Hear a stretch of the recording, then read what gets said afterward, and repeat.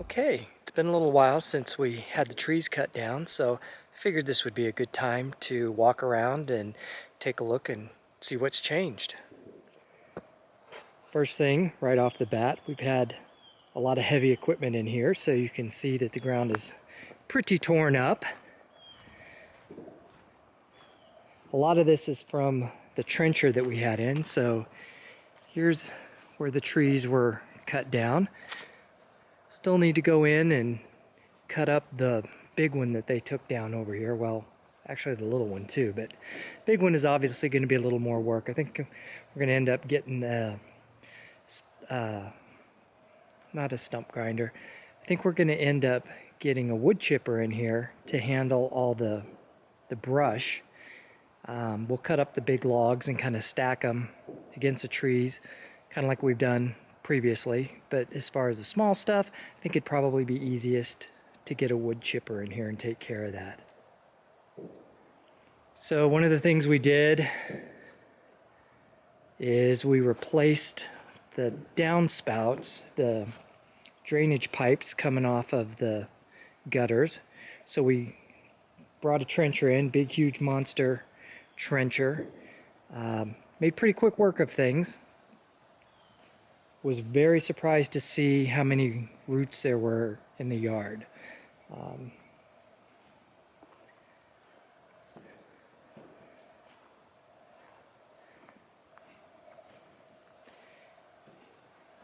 It opened up quite a bit having those trees out of here. Here's another area that we replaced the drainage pipe.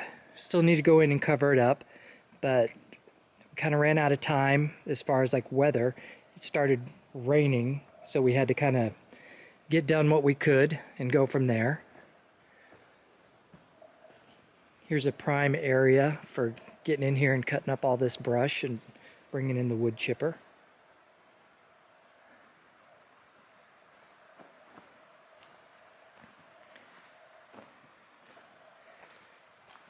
You can see what it looks like without those big trees. This is one that I ground the stump down on. Did a pretty good job on it. Cut it at the angle of the slope. Took it down a couple inches below the soil. I was pretty impressed with myself. This one just ended up being a big hole. Wasn't much left of it. So there's that. And then this was the final drainage pipe that we replaced. It's mostly covered up. And we need to cover it up down at the bottom and then cut it off. This one was quite an ordeal because as we were cutting, I saw a piece of PVC pipe fly out, showed it to Brian, and he thought it was old. He didn't think it was an actual pipe, so we just kind of continued on our way. After we got done with everything, took the trencher around and started rinsing it off, and after a few minutes, the water just coming out of the hose just died. The light bulb came on that we cut the power to the water tank so that it wasn't pressurizing that water tank anymore. So came over here, did a little bit of digging, and sure enough found where the electrical conduit had been cut. Unfortunately, did a little bit more digging to kind of clear that out, and the water pipe itself was right below that. So the water pipe and the electrical conduit got cut.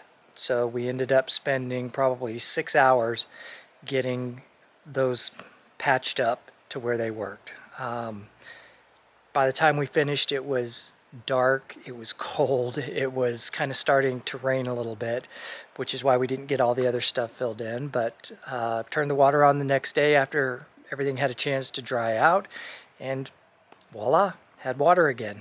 So.